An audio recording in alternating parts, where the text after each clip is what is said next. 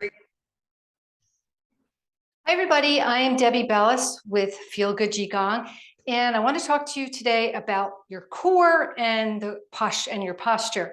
So I just came back from a 5-week vacation to New Jersey to visit my family, going through airports, and I realized that they have those walkways that you stand on and they walk you, going up and down elevators. I was starting to feel kind of off balance, and I was thinking, wow, this is unusual for me. I need to be more mindful.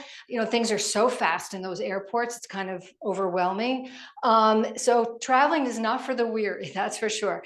And that's why I do a practice. I do a practice so I can travel comfortably, so I can do all the things that I still want to do. So I want to talk to you today about your core and posture. So a lot of times we hear about our core, being very important to keep it engaged, but it's also about our posture. Like, we can have a strong core, but if the rest of our body's not aligned, then it's really not completely efficient. So have a chair. We're going to use a chair today and work on our balance, our core, and our posture. So I'm going to start first with our feet. So find your pubic bones. They're pretty easy to find, and those two bones that stick out, and then kind of draw a line down to your feet. And that's where you want your feet to be, not hip width apart. Hip width apart's a little bit wider. So this is just kind of follow that line. Now we have 206 bones in our body, and 52 of them are in our feet. That's a lot of percentage. It's like a 25% of bones in just our feet. So it's really important what we do. Now, as we age, gravity starts to drop everything down, and it drops our arches also. So we end up like this a lot of times. If you see people doing this, that means their arches have dropped and their inner core is also very weak. So we want to correct that before we go any further. So having our feet, our pubic bone width apart, you're going to press your feet. Oh, first let's kind of crunch like you're gripping the earth with your feet. So curl the toes, really connect with the earth, and then release them. So your big toe and your little toe and your heel are all equally balanced, kind of like a triangle. You're not too forward, you're not too back, but just right. And from here, we're going to spread our feet away from each other like we're spreading the mat underneath your feet. Now, it's a isometric movement. It's not like you're spreading your feet this way. It's just a slight isometric movement where you're just moving the feet, pushing the feet, I should say, pushing the feet away from each other. And you'll feel this immediately in your arches. You'll feel this immediately in your inner thighs, all the way up the inner legs, all the way to that core that you hear a lot about. Now, with that pubic bone, feeling your pubic bone here, and bring your thumbs to the top of your hips. I'll do a side view. You're going to press your fingers in the pubic bone, and it's going to create this very large curve in your spine. Now, we want a curve in the spine, but we don't want it to over exaggerate. We don't want it tipping back, because look what happens. I start to lean forward when I do that. Now, from here, I'm going to tuck my tailbone under and bring my pubic bone forward. Now, if I go too far forward, I'm going to be leaning back too far forward. So you kind of want to find that just right position of your pelvis. So just kind of moving it back and forth, feeling that just right position. Now, I tend to be very swayed back, so I have to be really careful with this. So my comfortability is right about here. So that is my neutral position. You do want to have a slight curve in the low back, and we're going to want a little curve also in the back of the head. So keeping your hand on that little bit of curve will help guide you to see if that's in that just right position. So while we're doing this, as we engage those legs, soften the thighs, and also engage your thigh muscles as well, tucking that, finding that neutral position of your pubic bone. Now, this is all ready to go. And think of your belly button moving towards the back of the spine, and this will engage all this girdle of muscles that are here, because those abdominal muscles come in, they're up and down. There's a lot going on. There's a lot of layers of abdominals here. Now we're rooting down through the legs, and we're going to lift our shoulders up to the ears. We're sliding our shoulder blades back and then down. So we've got the scapula kind of moving in towards each other when you bring those shoulder blades together. Now, again, it's the same thing. You don't want to be too far back with the shoulders, because you're going to end up with this. and it ends up swaying your back too much. And you don't want too far forward because you're too much in a flexion. And this is a really bad posture to have, because what happens, all the weight's forward of the spine and you're going to fall. So we're finding, again, that just right position of your shoulders, as well as the pubic bone, not too far out, not too far in, but again, that just right position. We're going to work our way up. Now the head, the best way, again, you don't want your head too far forward in flexion. You don't want it too far back. It's, again, finding that just right position. The correct alignment would be your ears over your shoulders over your hips. So if you can look at yourself in the mirror, that would be helpful. Now, this arms are at your side, fingers are relaxed. You don't want to be stiff here. This would be, and then also find, again, notice where you're carrying your weight.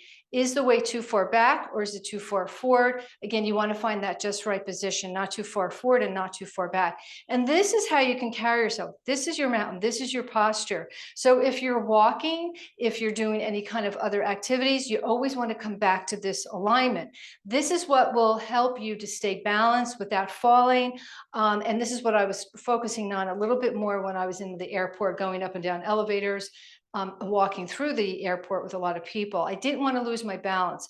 I also didn't want to be too stiff where I wouldn't be able to, make a really quick movement to get out of the way. So you also want to be able to, move your feet forward and back, side to side. So that's what we're going to work on right now with our chair for a little bit of support. Now the chair is for support. We don't want to be ever leaning into the chair, because now it's unsupported.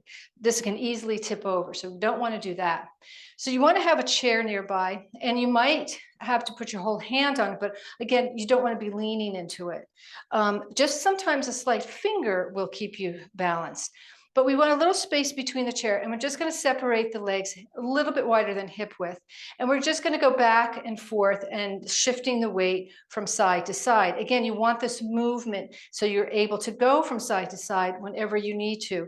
Engaging those legs will also help to keep your inner core engaged. So that's the inner core and alignment of posture. Now we're going to lean over, bring our weight on our left leg, and then you'll take your right toes and just place them right next to that left foot. Try to equally balance the weight here. So we don't want to be leaning too far to one side and then the other, kind of finding that just right position. Now from here, you can use the chair for a little support, maybe with the finger, and just lift your right knee up. Again, keeping that alignment in place. You can also charge that foot. That'll also help to keep the steadiness. Now, if you want, really root down through that left leg. You don't want to be leaning because you're going to be putting too much of a load on that hip. You want to keep them all centered. Don't want to be leaning over to the side. You want to keep those shoulders nice and straight, lengthening up and rooting down. So we've got up and down, and this will keep you really balanced. So we're strengthening our left leg doing this. Now, you might want to maybe release your hands and see, can you hold that? So I need a little finger to keep a little bit more supported here. Now you're going to take your right toes in front of you and then lift them off the floor. This is called empty leg. In other words, you're putting the whole load on this other leg, but you're also using your posture to help support this left leg as well. Now take the toes behind you, your right toes behind you, lift the toes off, empty leg. Now from here, we're going to lift up that knee again, really engaging the core, belly to the back of the spine, lifting up, rooting down. You're going to come forward with the heel and then step. So you can't, let me just fix this so you can see a little bit more of my feet. Now, I want to see my whole body too. Okay, so let's try that again. I'll move back a little bit. So I'm going to, again, weight is on the left leg. We're going to tip the toes, lift that right knee up, and then you come heel toe. This is going to put you into a little bit of a lunge. Try not to move your alignment. You want to keep that alignment going. Hips are forward, and then we push off. We come back, bring the toes behind you, and then it's toes heel. Again, another little lunge. We're going to come up again. Maybe don't touch the floor, and then heel toes. And then maybe come back and toes, heel. Maybe do this without holding on and see how you do. And you're breathing and you're moving back and forth. So this is a really good way to strengthen the legs for walking. Heel, toe. You want to be able to also, go back easily too. So up, heel, toe, back up, toe, heel. And that's all you have to do to get your muscles used to being on one side and to the other, so we never shuffle our feet. We're going to come to the other side and do the other side. Again, finding your posture, your alignment. How did you show up today? Posture is more than just alignment. It's also like, how are you showing up in the world? Are you present? Are you here? Do you feel strong? Do you feel rooted? Do you feel grounded? So remember, root down through the legs into the earth, pushing those feet away from each other, engaging your arches, softening the knees a little bit to engage your thighs and the pubic bone. Not too forward, not too far back, but just right, letting those shoulders rest towards the back of your body. Now we're going to let's shift from side to side again, just switching that weight from side to side. And then hold it there on your right leg, and then bring the toes in, the left toes right in next to the foot. Again, you could use your chair for support. Don't ever lean. Keeping the hips engaged forward. We're going to lift that thigh muscle up, lift that knee up as far as you comfortably can do it. Maybe let go of the chair and try to hold that on its own. Soft knee though, never. You never want to put all that load on your knee joint and then release. And then we're going to do this again. You'll bring the toes on the floor, lift the toes off. This is called the empty leg. Take the toes back to center. Take the toes behind you and then lift the toes up, empty leg. And usually one side will be stronger than the other. And then back to center. We're going to do this again. Lift the left knee up, come forward on heel toes, lean forward into a little bit of a lunge. We're going to come back to center. Toes, heel behind you.